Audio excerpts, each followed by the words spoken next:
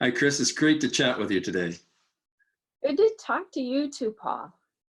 Yeah, Crys, the COVID-19 virus, many people are potentially facing a personal health crisis. And if you read the newspapers and watch the TV news, everybody's looking to medicine. Everybody's looking to science to solve the problem. You know, we can't wait for a vaccine. We can't wait for an antidote. We can't wait for a medicine to help alleviate the symptoms. But my question is that I'd like to talk to you about is, where is faith in that? And I want to speak to you because I know you've had a personal health crisis with incurable disease with kidney functions, and you've had to find some type of balance between where you put your trust in medicine and where you put your trust in God. And I'd like to talk to you about that. Could you tell us a little about your perspective on that? I sure can. I believe that God was really working on me, just as you said, as far as my perspective on medicine and how that worked with the disease I had. I was diagnosed just about 9 years ago with the disease, and the only options I had were to extend life. It wasn't to get rid of the disease. So it was incurable. So I began my whole journey with, of course, going to a doctor medically, trying to find solutions to extend my life.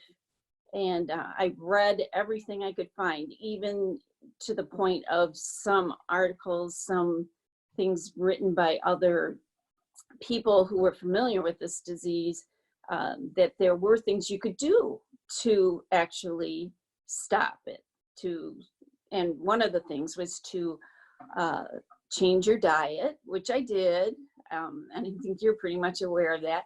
I did a lot to change what I was eating, to the point of actually losing quite a bit of weight because I was restricted in a lot of ways. And then I also incorporated a naturopath, which would be the natural path to healing as well. And I was doing everything that I was told to do. I was really very diligent in all of that. So in the long run, what happened was that I would get blood tests, and in time, those numbers from the blood tests were not looking good. And I didn't feel bad, but I was being told I was getting closer to needing something done to extend my life. And so that's where God was working on me, because what I had done was I would have told anyone I had faith in God, and I did, but I found that you can have faith and you can fear and you can doubt. And those are the things that God wanted me to work on, was the fear and the doubt and the anxiety. So that's when my path changed. It changed to a more spiritual path. So your focus or your trust changed? Is that what you're saying? It did. Yes, it deepened. It deepened extensively to where I put my trust. I was putting my trust in doctors, in my diet. I wasn't getting it, that my trust needed to be put in Jesus, in God who can heal. So that's where at that point it changed for me, and it became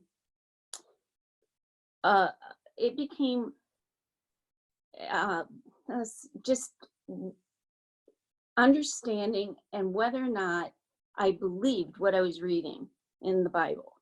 Did I believe the words I was reading? What words? What type of words? Well, some of the words would be, well, the one verse that got me rolling on all of this was the words of Jesus, and it was, "Don't be afraid, just believe." And that changed my life. It wasn't easy to not be afraid, and I began to pray that the fear, that's where I started. Remove the fear from me, remove the anxiety, remove the doubt, because that's where it had to start for my healing to begin. And so that was the instrumental words, the ones that started the whole thing. And then there was the words of by whose stripes you were healed.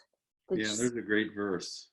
That's, you know, I believed that he bore our sins in his body. I believed all that, but if for some reason I would always kind of pass by the end of it, that by we are healed. so when you changed your focus, when you had that shift, I mean, what was different? Was there something different about your health or your the place where your head was at, or I mean, how was your life different after that shift? I think the healing started in my heart. So that's where the healing began.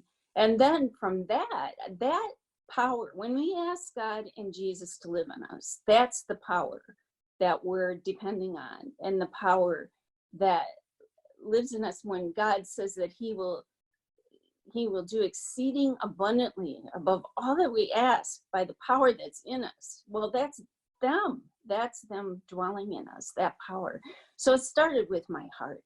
It started up here. I had to change my thinking. And from that point, my health has just been blossoming. I feel wonderful, and Amazing. I just want to make it very clear, though, that doesn't mean we don't go to the doctor. Doctors are here for a good reason. And I believe in my whole heart that Jesus, they can heal you. If you need to do that route, they can still heal you, and they will heal you. But put your trust in them, not in the doctor, not in... Yeah. God can heal you through the doctors, but your trust needs to be shifted over to God and Jesus. Absolutely. And that's where I went. That's where I needed to go. And Jesus knew that. And he brought that out in me. And so I have a lot to say, and I have a lot to praise their names because of all that they do. And we have no fear. We have no fear in this situation with the virus. We've been told that sickness will be dealt with and plagues will be dealt with if we just believe. Yeah, just believe and trust that God is in control, even our lives. So right, and get the doubt out, get it out. Just only, base it on your faith. Like I said, faith and doubt can be there together. You still have the faith, but you need to get rid of doubt. And that's hard. It creeps in all the time. Well, Crys, that's a great message for people, and I hope helpful to some people who do have some fears, and encouragement that we put our faith in God, regardless of what the outcome is going to be. That we believe the words that we read, and we put our focus there without ignoring, science and doctors and medicine. Right. Absolutely. So that's great. Well, thank you, Crys. Well, thank you. It's always good talking to you, Paul.